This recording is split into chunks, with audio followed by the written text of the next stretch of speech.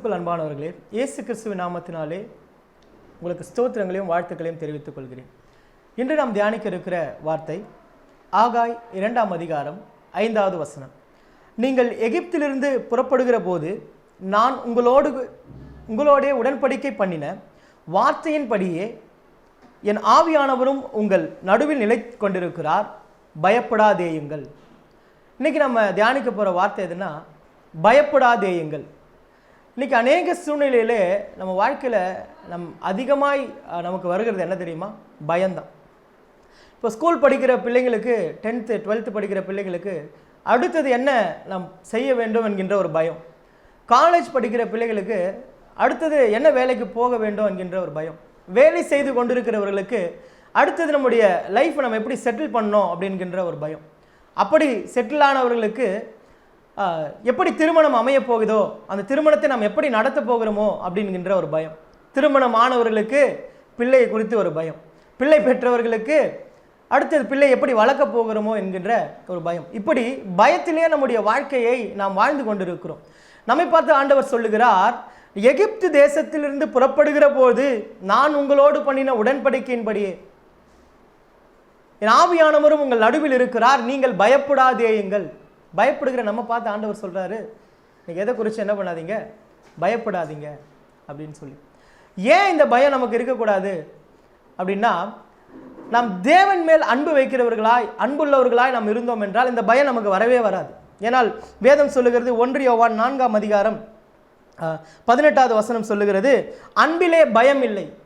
நம் தேவனோடு கூட அன்புள்ளவர்களாய் இருந்தோம் என்றால் நமக்கு பயம் வரவே வராது. அப்போ ஏன் எனக்கு பயம் வருது அப்படின்னா, நான் தேவனிடத்தில் கொண்டிருக்கிற அன்பிலே நான் குறைவுள்ளவனாக இருக்கிறேன். நான் குறைவுள்ளவனாக இருக்கும்போது என் வாழ்க்கையில் பயம் என்னை ஆளுகை செய்கிறதா இருக்கிறது. பிசாசுக்கு என்ன வேலைன்னா நம்மளை பயப்படுத்தியே வைக்கிறது, நம்மளை பயப்படுத்தி பார்க்குறதே அவனுக்கு வேலையாக இருக்குது. அப்படி தான் நம்மளை விழ செய்கிறான். ஆனால் வேதம் சொல்லுகிறது, அவருடைய அன்பிலே நாம் நிலைத்திருந்தோம் என்றால் நமக்கு பயம் இல்லை என்று. அல்லேலூயா. ஏனென்றால் வசனம் சொல்லுகிறது, பூரண அன்பு பயத்தை புறம்பே தள்ளுகிறதா இருக்கிறது. நம்ம ஆண்டவர் மேலே பூரண அன்புடையவர்களாக இருக்கும்போது எல்லா பயங்களையும், எப்பேற்பட்ட பயங்களையும் அது புறம்பே தள்ளுகிறதா இருக்கிறது. பயமானது வேதனை உள்ளது. ஏன் நம்ம பயப்படக்கூடாதுன்னா, அந்த பயம் நமக்கு வேதனை தான் தரும். ஒரு காரியங்களை குறித்து இப்போல்லாம் பயப்படுறத பார்த்தா, யார் வீட்டில் ஏதாவது நடந்தாலும் நம்ம வீட்டில் நடந்துருமோன்னு நமக்கு ஒரு பயம். யாருக்கு ஏதாவது ஒன்று ஆகிட்டாலும் நமக்கும் இது ஆகிடுமோன்ற பயம். யாருக்காவது ஒரு பலவீனம் நோய்னா நமக்கு வந்துடுமோன்ற ஒரு பயம். இப்படி பயந்து கொண்டே வாழ்ந்து கொண்டிருக்கிற நம்மை பார்த்து ஆண்டவர் சொல்லுகிறார், நீங்கள் பயப்படாதேயுங்கள். சரி, எப்போ எனக்கு பயம் போகும் அப்படின்னு நீங்கள் கேட்பீர்களானால், தேவன் மேல் எப்போது என்னுடைய அன்பு பூரணப்படுகிறதோ அப்போ அந்த அன்பு என்னை சுற்றி இருக்கிற பயத்திலிருந்து என்னை புறம்பே தள்ளுகிறதா இருக்கு. என்னுடைய பயங்களிலிருந்து அது என்னை பாதுகாக்கிறதா இருக்கிறது. வேதத்தில் இன்னொரு வசனம் கூட நான் வாசிக்கலாம். 1 தீமோத்தேயு 1ஆம் அதிகாரம் 7வது வசனம் சொல்லுகிறது, தேவன் நமக்கு பயமுள்ள ஆவியை கொடாமல் பலமும் அன்பும் தெளிந்த புத்தியுமான ஆவியை நமக்கு கொடுத்திருக்கிறார். ஏன்னா அவரால் நாம் பெற்றிருக்கிற ஆவி பயப்படுற ஆவியை நமக்கு கர்த்தர் கொடுக்கல. பலமும் அன்பும் தெளிந்த புத்தியை கர்த்தர் நமக்கு கொடுத்திருக்கிறார். அப்படி இருக்கும்பொழுது எனக்கு ஏன் பயம் வருது அப்படின்னா, ஆண்டவர் மேலே நமக்கு அன்பு குறைவாக இருக்கிறதுனால. வேதம் சொல்லுகிறது, கர்த்தர் நல்லவர் என்பதை ருசித்து பாருங்கள் என்று சொல்லி. அப்போ ஆண்டவருடைய நன்மைகளை, ஆண்டவர் நமக்கு செய்த எல்லா உபகாரங்களையும் நாம் நினைத்து அவருடைய அன்பை நாம் ருசிக்கும் போது அவர் மேலே நாம் அன்புள்ளவர்களாக இருப்போம்.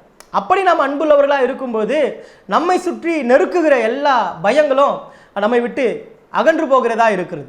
நீங்கள் ரோமர் 5ஆம் அதிகாரம் 5வது வசனத்தை நீங்கள் வாசிக்கும் போது, நமக்கு அருளப்பட்ட பரிசுத்த ஆவியினாலே தேவ அன்பு நம்முடைய இருதயங்களில் ஊற்றப்பட்டிருக்கிறபடியால் அந்த நம்பிக்கை நம்மை வெட்கப்படுத்தாது.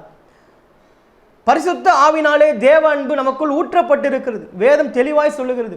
ஆனால் நாம தான் என்ன பண்றோம், பயம் வரும்போது ஆண்டவருடைய அன்பை மறந்துடுறோம். பயம் வரும்போது ஆண்டவர் கொடுத்த அந்த தேவ அன்பு, நமக்குள்ள ஊற்றப்பட்டிருக்கிற அன்பை நம்ம மறந்துட்டு என்ன பண்றோம்னா, காரியங்களை குறித்து பயப்படுறோம், பிரச்சனைகளை குறித்து பயப்படுறோம், போராட்டங்களை குறித்து பயப்படுறோமே தவிர அவருடைய ஆவியினாலே நாம் பெற்றிருக்கிற தேவனுடைய அன்பு என்னை ஒருபோதும் வெட்கப்படுத்தாது, என்னை அந்த பயங்களிலிருந்து அதை என்னை நீக்கி பாதுகாக்கும் என்கின்ற காரியங்களை நாம் மறந்து போயிடும். இன்றைக்கு இதை கேட்டுக்கொண்டிருக்கிற எங்கள் அன்பான தேவச்சனமே, நாம் எதை குறித்தும் நாம் பயப்படக்கூடாது. ஏனென்றால் வேதம் நமக்கு கற்பித்துக் கொடுக்கிறது என்ன தெரியுமா? எகிப்து தேசத்தில் இருந்து புறப்பட பண்ணின, எகிப்தில் அடிமையாக இருந்த இஸ்ரவேல் ஜனங்கள் கர்த்தர் உடன்படிக்கை பண்ணி அவர்களை கொண்டு வருகிறார். கொண்டு வரும்போதெல்லாம் ஆண்டவர் சொல்றார், நீங்கள் பயப்படாதீங்க, பயப்படாதீங்க. நீங்கள் வேதத்தை பார்க்கும்பொழுது பயப்படாதே என்கின்ற வார்த்தை கிட்டத்தட்ட 366 தடவை போடப்பட்டிருக்கிறது. இதெல்லாம் நமக்கு தெரியும். ஆண்டவர் பயப்படாத என்ற வார்த்தையை அநேக இடத்துல பயன்படுத்தி இருக்கிறார். இதெல்லாம் நமக்கு தெரியும். அவ்வளோ பிரசங்கங்களை கேட்கிறோம், அவ்வளோ நம்ம காரியங்களை நம்ம வேதத்தில் வாசிக்கிறோம். ஆனாலும் நமக்கு ஒரு பிரச்சனை, போராட்டம் வந்தால் நம்ம எல்லாவற்றையும் மறந்து பயம் நம்மை ஆளுகை செய்து கொள்ளுகிறது. இதை கேட்டுக்கொண்டிருக்கிற அன்பான தேவஜனமே, நாம் தேவன் மேல் அன்புள்ளவர்களாக இருந்தோம் என்றால் பயம் நம்மை நெருங்காது. நம் தேவன் மேல் அன்புள்ளவர்களாக இருந்தோம் என்றால் அந்த அன்பு பயத்தை புறம்பே தள்ளுகிறதா இருக்கிறது. இன்னும் வேதம் ஒரு இடத்துல சொல்லுகிறது பாருங்க, நீ நாம் பயப்படுவர்களாக இருந்தோம் என்றால் நம் நரகத்திற்கு பங்குடையவர்களாம். நீ பயந்து கொண்டே வாழ்ந்து கொண்டிருந்தனால் நீ நரகத்திற்கு பங்குடன். ஆண்டவர் நம்ம நரகத்தை அல்ல, நமக்கு பரலோகத்தை தேவன் வைத்திருக்கிறார் என்றால் நம் வாழ்க்கையிலே பயப்படாதவர்களாக நாம் இருக்க வேண்டும். தேவன் மேல் இருக்கிற அன்பு நம்மை ஒரு நாளும் பயப்பட விடாது. தேவன் மேல் வைத்திருக்கிற அன்பு ஒரு நாளும் அதை நம்மை வெட்கப்படுத்தாது. ஏனென்றால் பூரண அன்பு பயத்தை புறம்பே தள்ளுகிறதா இருக்கிறது. இதை கேட்டுக்கொண்டிருக்கிற அன்பான தேவஜனமே, நீங்கள் பயப்பட மாதிரியான சூழ்நிலை உங்கள் வாழ்க்கையில் வந்தாலும் நாம் தேவ அன்பிலே நாம் நிலைத்திருக்க வேண்டும் என்பதை நீங்கள் மனதிலே கொள்ள வேண்டும். ஆண்டவரே, நான் பயப்படுகிற மாதிரியான சூழ்நிலை என் வாழ்க்கையில் வருது, உங்கள் அன்பை, அதான் பவுல் சொல்கிற பாருங்க, எந்த காரியமோ கிறிஸ்துவின் அன்பை விட்டு என்னை பிரிக்கலாகாது என்று நான் அதிக நிச்சயத்தோடு கூட இருக்கிறேன் என்று பவுல் சொன்னது போல அப்படிப்பட்ட விசுவாசத்தை, அப்படிப்பட்ட நம்பிக்கையை கர்த்தர் நம்மிடத்திலிருந்து எதிர்பார்க்கிறார். தேவன் மேல் நம்முடைய அன்பு பூரணமாக இருக்கும்போது பயம் நம்மை ஒன்று செய்யாது. இந்த வார்த்தை மூலம் கர்த்தர் நம்மை நடத்துவாராக. பயப்படுகிற சூழ்நிலை வந்தாலும் தேவனுடைய அன்பு அந்த பயத்தை புறம்பே தள்ளும்.